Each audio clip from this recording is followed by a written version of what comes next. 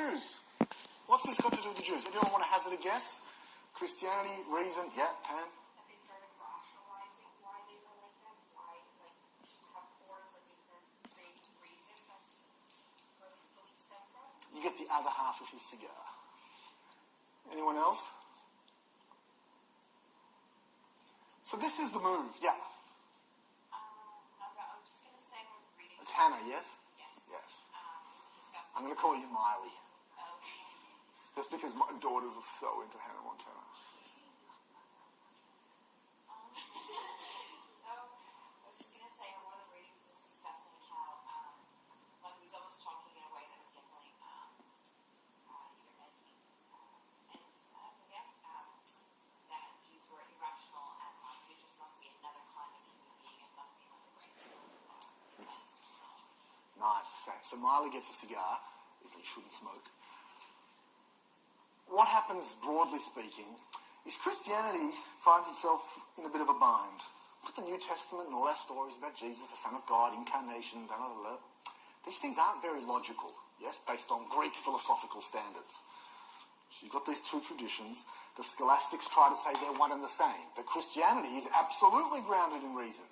In fact, the scholastics will spend all of the scholastic effort is to define Christianity as the quintessence, if that's a word, as the essence of, as the essence of reason. That reason, fully formed, equals Christianity.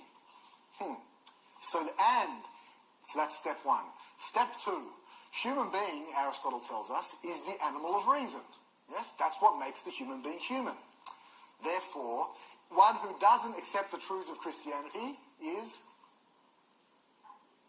unreasonable or anti-reason, and if reason is the mark of the human, not human. So exactly the kinds of things that Marley was saying, through this very interesting set of manoeuvres, the Jew comes to be understood by these geniuses, and I say that seriously, these were genius thinkers. The Jew comes to be portrayed as the enemy of reason. As the enemy of reason. So it's not that they set out, it's not that the scholastics woke up one day in the 12th century and said, let's construct an image of the Jew as the enemy of reason. It wasn't a deliberate attempt. It was a byproduct of the fusion of the discourse of reason and New Testament being made to equal the same, and therefore anyone who wasn't a Christian was not reasonable.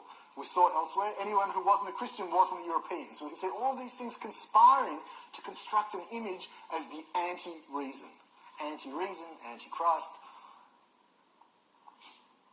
In addition to that, the scholastics, and we're not going to get into this, but there's also part of, scholars talk about the 12th century Renaissance in intellectual discovery. Yes, you're all familiar with the 15th century Renaissance in Italy, but that has its roots largely in this mini-Renaissance of the 12th century, the rediscovery of Aristotle.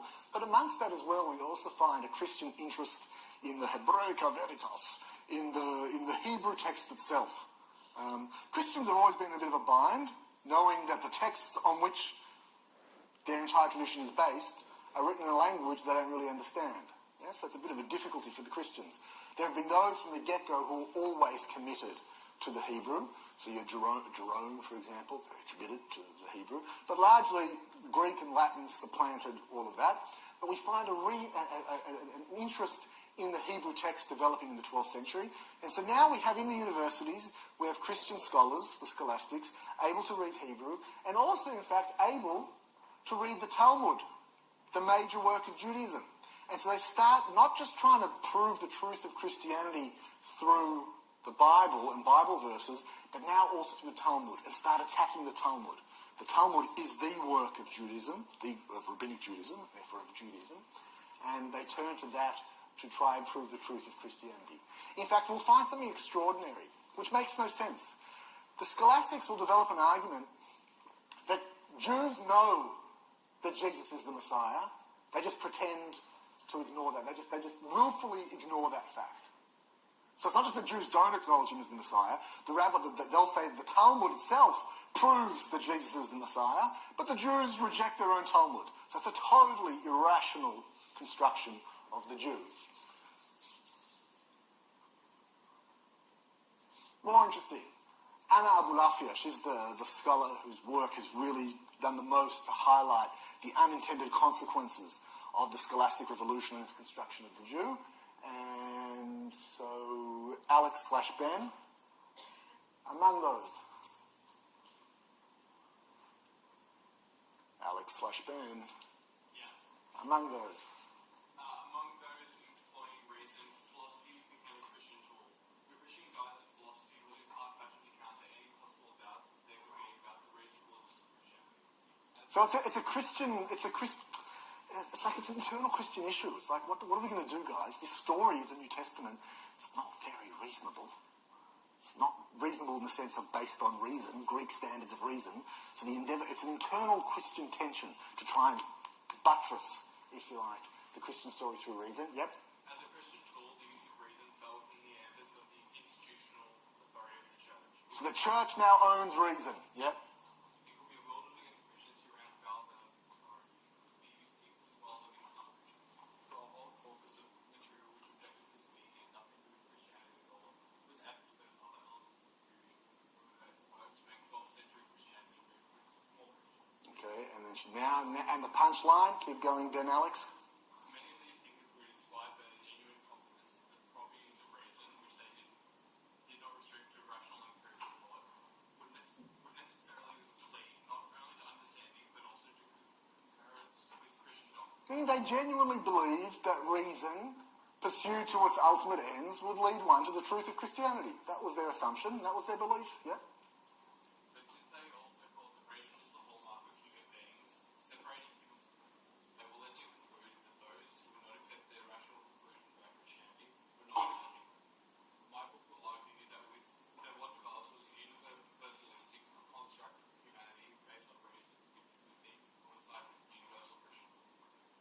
The inherent inclusiveness of this construct, everyone has reason, so everyone can be a Christian, and the church is open to all true believers, was, in fact, decidedly exclusive to anyone or any group who would not conform to the agreed philosophical and religious laws.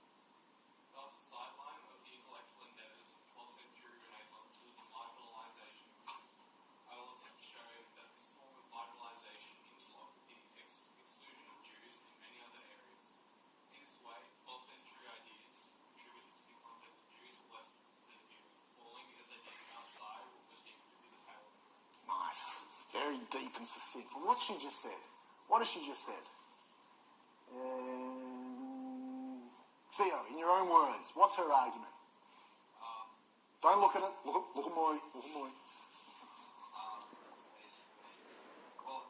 Hang on 1 second. You think I'm an idiot by saying look at me, but it's a deep Australian cultural reference. Just explain.